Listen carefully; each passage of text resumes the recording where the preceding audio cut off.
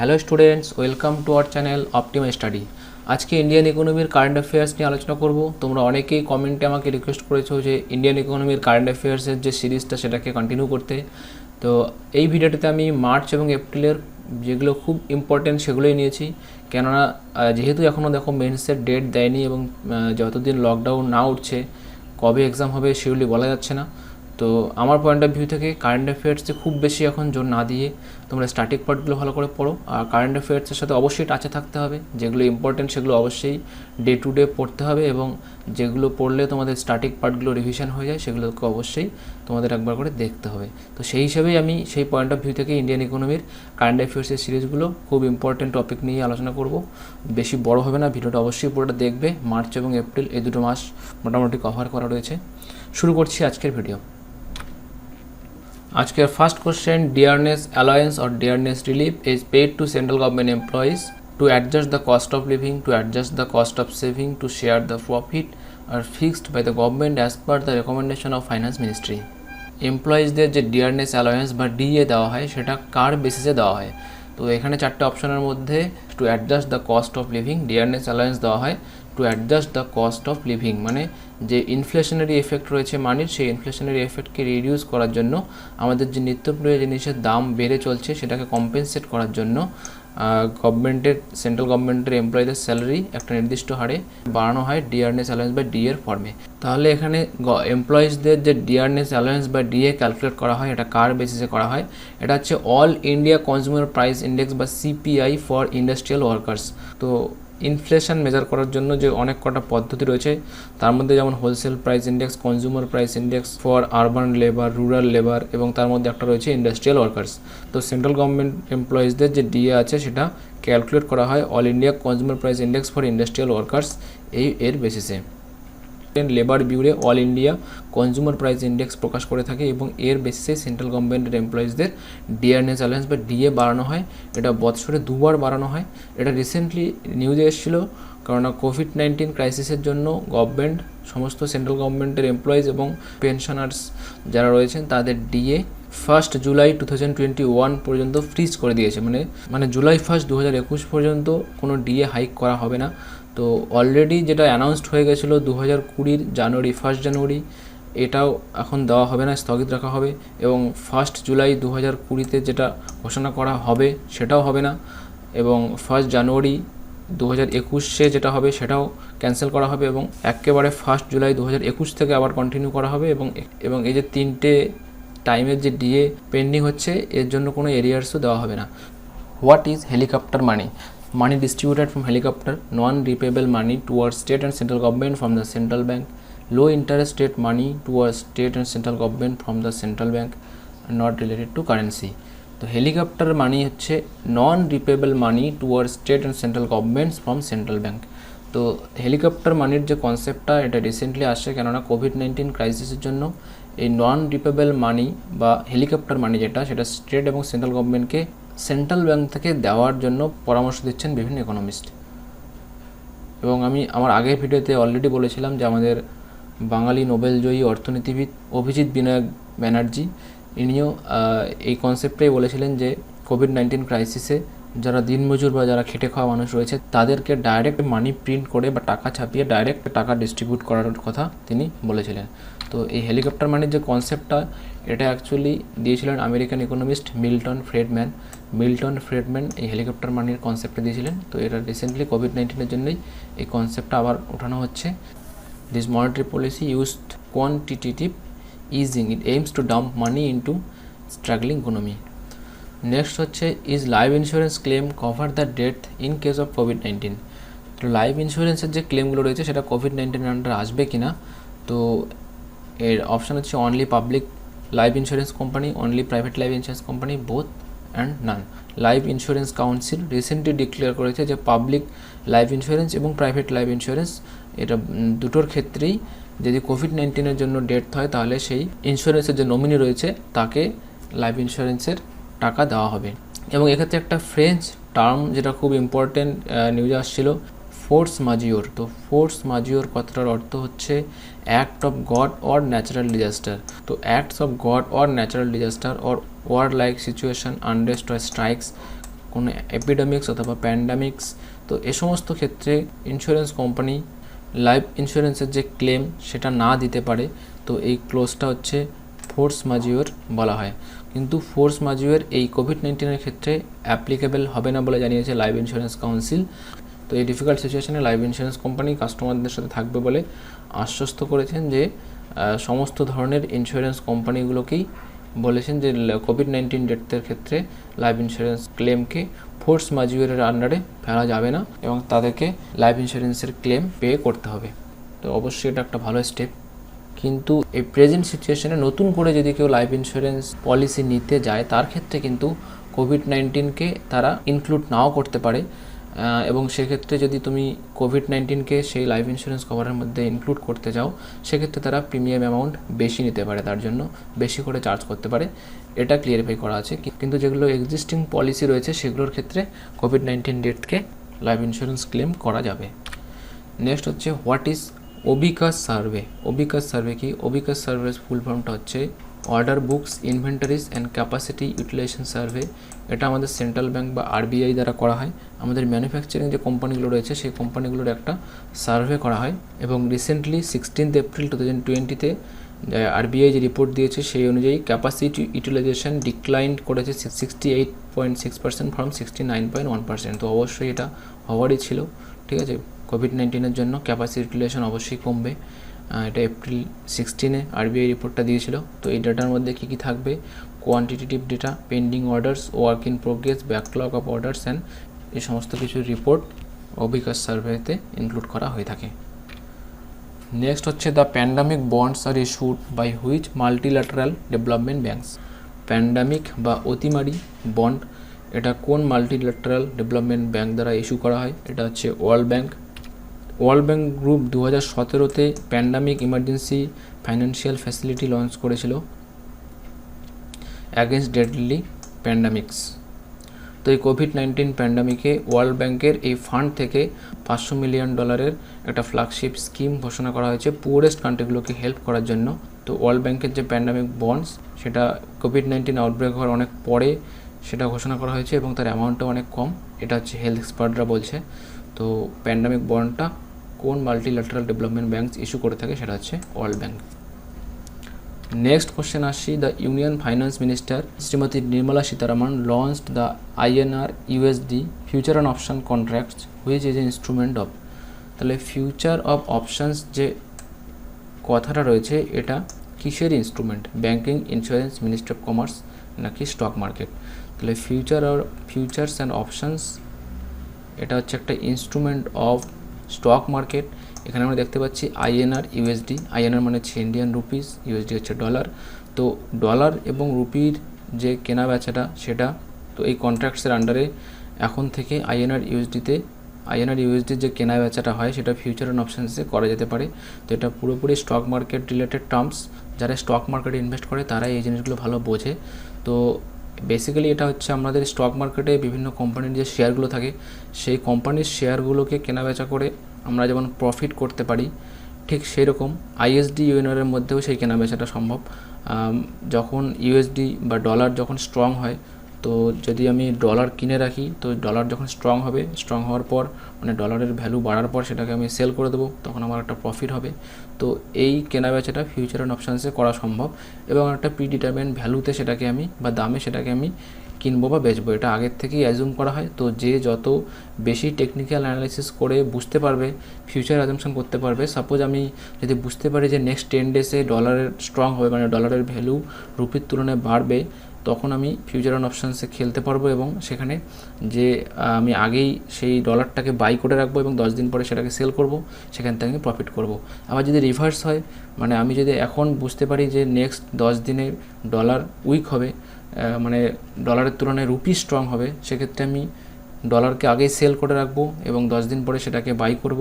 তো সেই ক্ষেত্রে আমি সেখান থেকে প্রফিট করতে পারি এবং যদি আমার অ্যাজাম্পশন যদি ভুল হয় সেক্ষেত্রে আমার লসও হতে পারে। তো এই হচ্ছে ফিউচার অ্যান্ড অপশানস। তো এই ক্যাটাগরিটা অ্যাকচুয়ালি USD INR এর ক্ষেত্রে এতদিন ইন্ডিয়ান স্টক মার্কেট যেটা রয়েছে NSE বা BSE, তো এই স্টক এক্সচেঞ্জের মধ্যে এগুলো ছিল না।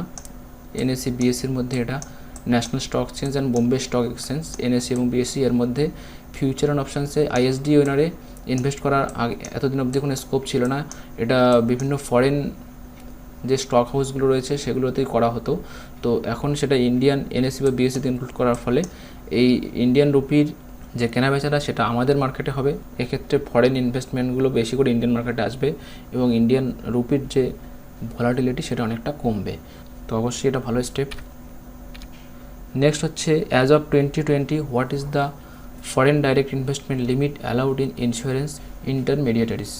তাহলে 2020-তে ফরেন ডাইরেক্ট ইনভেস্টমেন্ট লিমিট ইন্স্যুরেন্সের ক্ষেত্রে কত করা হয়েছে, এটা হচ্ছে 100%।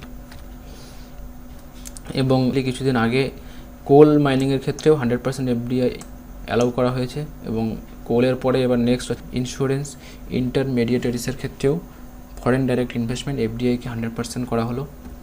আর ফরেন ইনভেস্টমেন্ট প্রমোশন বোর্ড যেটা রয়েছে এফআইপিবি, যেটা হচ্ছে এফডিআই এর ক্ষেত্রে ফাইনাল অ্যাপ্রুভিং অথরিটি, যেটা অটোমেটিক রুটে যে ইনভেস্টমেন্টটা হবে এফডিআই তার ক্ষেত্রে কোনো পারমিশনের দরকার হয় না, কিন্তু যখন অটোমেটিক রুট ছাড়া গভর্নমেন্ট অ্যাপ্রুভালের দরকার হয় তখন সেটার ফাইনাল অ্যাপ্রুভাল দেয় এফআইপিবি, মানে হচ্ছে ফরেন ইনভেস্টমেন্ট প্রমোশন বোর্ড। এখন কিন্তু ফরেন ইনভেস্টমেন্ট প্রমোশন বোর্ড আর নেই, এটা রিপ্লেস করা হচ্ছে foreign investment and facilitation portal, foreign investment facilitation portal FIFP. এটা একটা সিঙ্গেল নেটওয়ার্কের মাধ্যমে এই ফরেন ইনভেস্টমেন্ট প্রমোশন বোর্ডটাকে রিপ্লেস করা হয়েছে এবং এফডিআই যেটা গভর্নমেন্টের অ্যাপ্রুভালের দরকার হয় সেটা এখন অ্যাপ্রুভ করবে foreign investment facilitation portal, foreign investment facilitation portal এফআইএফপি।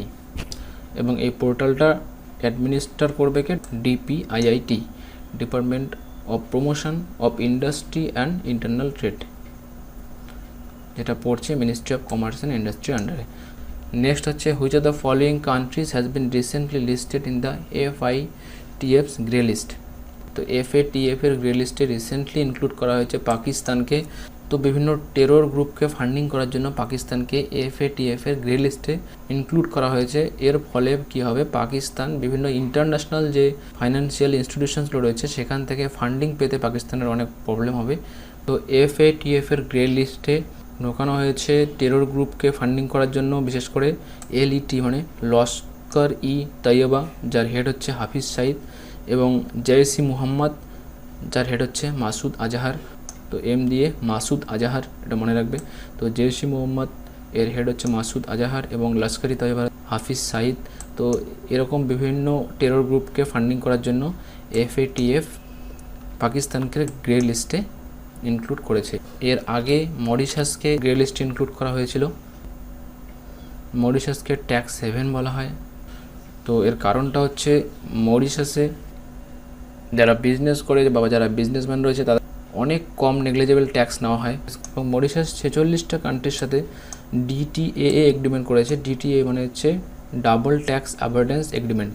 তো ডিটিএ এর আন্ডারে কোনো কোম্পানি যদি মরিশাস এবং অন্য একটা কোনো কান্ট্রি মানে যার সাথে ডিটিএ এগ্রিমেন্ট রয়েছে, সাপোজ ইন্ডিয়া, যেহেতু ইন্ডিয়ার সাথে মরিশাসের ডিটিএ এগ্রিমেন্ট রয়েছে, তার মানে যখন কোনো কোম্পানি মরিশাসে যদি ট্যাক্স পে করে তাহলে ইন্ডিয়াতে দিতে হবে না, অথবা ইন্ডিয়াতে যদি ট্যাক্স পে করে তাহলে মরিশাসে দিতে হবে না। তো এই ডাবল ট্যাক্স অ্যাভয়েডেন্স এগ্রিমেন্ট এরকম করে 46টা কান্ট্রিজের সাথে মরিশাস করেছে এবং অনেকেই ট্যাক্স ফাঁকি দেওয়ার জন্য মরিশাসে প্রপার্টি কিনে রাখে এবং তাদের অ্যাসেটসকে হাইড করে, যার কারণে ইন্ডিয়ান গভর্নমেন্টের রেভিনিউ লস হয়। নেক্সট হচ্ছে what is the upper land holding limit to become eligible for financial support under PM Kisan scheme. তো প্রধানমন্ত্রী কিষাণ স্কিম, পিএম কিষাণ স্কিমের আন্ডারে 6000 রুপিস পার অ্যানাম, বছরে 6000 টাকা যে অ্যামাউন্ট ঘোষণা করা হয়েছিল সেটা 3টে ইনস্টলমেন্টে দেওয়া হচ্ছে এবং এর জন্য এলিজিবল হওয়ার জন্য কোনো আপার ল্যান্ড হোল্ডিং নেই, মানে নো লিমিট, যতটা জমি থাক না কেন পিএম কিষাণ স্কিমের আন্ডারে সমস্ত চাষিরাই ইনক্লুড হবে। 2020-তে যে বাজেট অ্যালোকেশন ছিল, যে বিভিন্ন যে গভর্নমেন্টের স্কিমগুলো রয়েছে সব থেকে বেশি অ্যালোকেশনস হয়েছে এই পিএম কিষাণ স্কিমে 75,000 crore রুপিস। তাহলে পিএম কিষাণ স্কিম যেটা হচ্ছে 6000 পার অ্যানাম 3টে ইনস্টলমেন্টে দেওয়া হচ্ছে। এটা হচ্ছে ministry of agriculture and farmers welfare. Next হচ্ছে what is the highest income tax slab in India after budget 2021। তো হাইয়েস্ট ইনকাম ট্যাক্স স্ল্যাব হচ্ছে 30%, ইন্ডিয়াতে ইনকাম ট্যাক্স স্ল্যাব হাইয়েস্ট হচ্ছে 30%। এটা হচ্ছে নিউ ট্যাক্স রেট, 2.5 লাখ পর্যন্ত ছাড় রয়েছে, এবং তারপরে 5 লাখ পর্যন্ত, 2.5 লাখ থেকে 5 লাখ পর্যন্ত 5%, 7.5 লাখ পর্যন্ত ইনকাম হলে 10%, 7.5 থেকে 10 লাখ ইনকাম হলে 15% ট্যাক্স, আর 10 থেকে 12.5 হলে 20%, 12.5 থেকে 15% হলে হচ্ছে 25%, এবং 15 লাখের বেশি হলে 30% ইনকাম ট্যাক্স নেওয়া হবে। নেক্সট হচ্ছে on April 18, 2020 the government of India amended the foreign direct investment FDI policy. This has been done. এটা কেন করা হয়েছে? 2020-তে 18 এপ্রিল গভর্নমেন্ট অফ ইন্ডিয়া যে FDI পলিসি অ্যামেন্ড করেছে, এর কারণটা হচ্ছে to prevent opportunistic acquisition of Indian companies. তো কোভিড-19 ছড়ানোর পর US এবং আরও বিভিন্ন কান্ট্রি বা আরও অনেক বিভিন্ন এক্সপার্ট কোভিড-19 ছড়ানোর জন্য চায়নাকে দোষারোপ করছে, এবং এটাও দেখা যাচ্ছে যে চায়নায় কোভিড-19 স্প্রেড অলরেডি তারা কন্ট্রোল করে নিয়েছে এবং ইকোনমিক অ্যাক্টিভিটি তাদের শুরু হয়ে গেছে। তো তারা বিভিন্ন কোম্পানিকে অলরেডি স্টার্ট করা শুরু করে দিয়েছে। এবং রিসেন্টলি স্টক মার্কেটের ক্ষেত্রে দেখা যাচ্ছে যে HDFC কোম্পানির যে স্টক রয়েছে সেটা ওপেন মার্কেটে, মানে ন্যাশনাল স্টক এক্সচেঞ্জ বা BSEতে যেটা কেনা বেচা হয়, সেখান থেকে 1% HDFC স্টক চাইনিজ কোনো একটা কোম্পানি, কোনো একটা ফার্ম কিনে নিয়েছে। তো অনেকেই ডাউট করছে যে এটা একটা চাইনিজ পলিসি হতে পারে বিভিন্ন কোম্পানিকে গ্রাফস করে নেওয়ার। যেহেতু কোনো একটা কোম্পানির শেয়ার কিনে নেওয়া মানে ওই কোম্পানির অথরিটি ধীরে ধীরে যার শেয়ার বেশি হবে তার কাছে চলে যাবে। মানে যে কোনো কোম্পানির 50%-এর বেশি শেয়ার যদি কোনো কিনে নেয় অন্য কোনো কোম্পানি, তো সেই কোম্পানির ম্যানেজমেন্ট এবং ডিসিশন মেকিংয়ের ক্ষেত্রে যার শেয়ার যত বেশি থাকবে তার পাওয়ার তত বেশি থাকবে। তো এটাকে প্রিভেন্ট করার জন্য গভর্নমেন্ট অফ ইন্ডিয়া এই FDI পলিসিকে অ্যামেন্ড করেছে, এবং অ্যামেন্ডেড পলিসি অনুযায়ী যে কোনো FDI, সেটা অটোমেটিক রুট হোক বা গভর্নমেন্ট অ্যাপ্রুভ রুট হোক, দুক্ষেত্রেই যেগুলো আমাদের নেবার কান্ট্রিজ রয়েছে সেই কান্ট্রিগুলো যদি ফরেন ডাইরেক্ট ইনভেস্টমেন্ট করে সেক্ষেত্রে গভর্নমেন্ট অফ ইন্ডিয়ার পারমিট ম্যান্ডেটরি। আগে সেটা কী ছিল? আগে আমাদের যে বর্ডার শেয়ারিং কান্ট্রিজগুলো রয়েছে, আমাদের নেবার কান্ট্রিজগুলো রয়েছে, তো সেই কান্ট্রিগুলো থেকে যদি কোনো FDI আসে তো সেগুলো অ্যালাউড ছিল, এক্সেপ্ট পাকিস্তান আর বাংলাদেশ, যাদেরকে গভর্নমেন্টের পারমিশন নিতে হতো। কিন্তু এখন প্রত্যেক ইনভেস্টরকেই গভর্নমেন্ট রুটে ইনভেস্ট করতে হবে, এবং সেটা হচ্ছে নেবার কান্ট্রি। নেবার কান্ট্রি মানে অবশ্যই আমাদের চাইনিজ তার মধ্যে পড়ছে। এটা অ্যাকচুয়ালি টার্গেট করা হয়েছে চাইনিজ কোম্পানিকে, ডাইরেক্ট চাইনিজ কোম্পানি না নিয়ে এটা নেবার কোম্পানি কথাটা উল্লেখ করা হয়েছে। নেবার কোম্পানি বলা হলেও মেন উদ্দেশ্য কিন্তু হচ্ছে যে চাইনিজ কোম্পানির যে stake acquisition in Indian market, এটাকে বন্ধ করার জন্য। নেক্সট হচ্ছে the union finance and corporate affair minister Shrimati Nirmala Sitharaman has announced 1.7 lakh crore relief package under. তাহলে 1.7 লাখ ক্রোড় রিলিফ প্যাকেজ যে ফাইন্যান্স মিনিস্টার নির্মলা সীতারামন ঘোষণা করেছেন সেটা কোন স্কিমের আন্ডারে? এটা হবে প্রধানমন্ত্রী গরিব কল্যাণ যোজনা। প্রধানমন্ত্রী গরিব কল্যাণ যোজনা এটা হচ্ছে মেন স্কিম, এবং এর আন্ডারে অনেকগুলো স্টেপ নেওয়া হয়েছে। তো কিন্তু মেন যদি প্যাকেজ বলা হয় তাহলে হচ্ছে প্রধানমন্ত্রী গরিব কল্যাণ যোজনা। এই প্রধানমন্ত্রী গরিব কল্যাণ যোজনার মধ্যে অনেকগুলো রয়েছে, অনেকগুলো ছোটো ছোটো স্কিম রয়েছে, যেমন PM গরিব কল্যাণ অন্ন যোজনা, এমপ্লয়ি প্রভিডেন্ট ফান্ড রেগুলেশন, এখানে একটা অ্যামেন্ডমেন্ট করা হয়েছিল। হেলথ কেয়ার সেন্টারে ইনভেস্ট করা হয়েছে, ইন্স্যুরেন্স দেওয়া হয়েছে হেলথ সেক্টরের ওয়ার্কারদের জন্য। তো মেনলি হচ্ছে মেন স্কিমটা হচ্ছে প্রধানমন্ত্রী গরিব কল্যাণ যোজনা। এর আন্ডারে 1.7 লাখ ক্রোড়কে বিভিন্ন খাতে খরচ করা হচ্ছে to fight against corona virus. Next হচ্ছে কারেক্ট স্টেটমেন্ট অ্যাবাউট প্রধানমন্ত্রী গরিব কল্যাণ অন্ন যোজনা লঞ্চ টু ফাইট কোভিড-19। তো একটু আগে যেটা আমি দেখালাম প্রধানমন্ত্রী গরিব কল্যাণ যোজনা, এর আন্ডারে যে স্কিমটা রয়েছে আর একটা প্রধানমন্ত্রী গরিব কল্যাণ অন্ন যোজনা। এই প্রধানমন্ত্রী গরিব কল্যাণ অন্ন যোজনার আন্ডারে যে কোনটা, এখানকার কোন স্টেটমেন্টটা সঠিক? 80 crore people to get 5 kg of free rice and wheat for next 3 months, and free pulses for 3 months to more than 19.5 crore households for 3 months। তাহলে 1 কেজি ডাল এবং 5 কেজি রাইস এবং হুইট চাল এবং গম দেওয়া হবে 3 মাসের জন্য। এই দুটো স্টেটমেন্টই ঠিক। এখানে 1 মান্থ রয়েছে, ওই জন্য এটা হবে না। এবং এক্ষেত্রে যে ফুড গ্রেনসগুলো দেওয়া হচ্ছে সেগুলো কেনার দায়িত্ব থাকে কার? ফুড কর্পোরেশন অফ ইন্ডিয়া বা FCI, food corporation of India. আর যে ডাল বা পালসেস রয়েছে সেটা দেবে হচ্ছে নাফেড। নাফেড মানে হচ্ছে ফুল ফর্ম হচ্ছে national agricultural cooperative marketing federation of India limited. এটা হচ্ছে একটা cooperative organization for marketing agricultural products specially cash crops. তো নাফেড হচ্ছে ফ্রি পালস প্রোভাইড করবে 3 মাসের জন্য, আর ফুড কর্পোরেশন অফ ইন্ডিয়া বাকি ফুড গ্রেনস প্রোভাইড করবে। এবং এটা কেনার দায়িত্ব বা প্রক্রিয়মেন্ট করার দায়িত্ব হচ্ছে এদের, আর ডিস্ট্রিবিউট করার দায়িত্ব থাকে পিডিএস বা পাবলিক ডিস্ট্রিবিউশন সিস্টেম যেটা রয়েছে ইন্ডিয়া, তার মাধ্যমে এটা ডিস্ট্রিবিউট হবে। নেক্সট হচ্ছে the government of India approve insurance scheme for health workers that the health workers are to receive 50 lakh for 90 days of their service for fighting against coronavirus comes under। তো government of India 50 lakh টাকার যে ইন্স্যুরেন্সের কথা ঘোষণা করেছে আমাদের health ওয়ার্কার্সদের জন্য COVID-19 এগেনস্টে ফাইট করার জন্য। তো এটা কার আন্ডারে আসবে? অবশ্যই প্রধানমন্ত্রী গরিব কল্যাণ প্যাকেজ, যেটা আমি এর আগেই বলেছি।